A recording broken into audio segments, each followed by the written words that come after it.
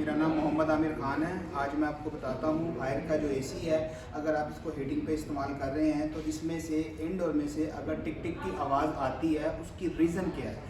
तो बेसिकली जो भी एसी है उसकी जो बॉडी है आउटर, वो प्लास्टिक की होती है।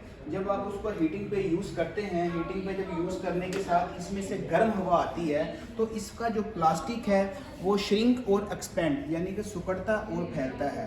जैसे ही हीटिंग पे ऑन करेंगे तो एसी हीटिंग प्रोवाइड करने के बाद जब आपका एसी ऑटोमेटिक ऑफ होगा या टेम्परेचर मीट करने के बाद आपका आउटडोर जो एम्पेयर कम लेगा, तो उसके बाद इसमें से टिक टिक टिक बेसिकली गर्म हवा की वजह से वो प्लास्टिक है वो फैलेगा और जब दोबारा हीटिंग करना बंद कर देगा तो वो श्रिंकेज यानी सिकुड़ेगा ये प्लास्टिक। तो ये हर धात में या प्लास्टिक में ये चीज़ होती है, एक्सपेंड और वो श्रिंक करता है ड्यू टू टेम्परेचर। तो ये परेशान मत हो, ये नॉर्मल आवाज़ है। शुक्रिया।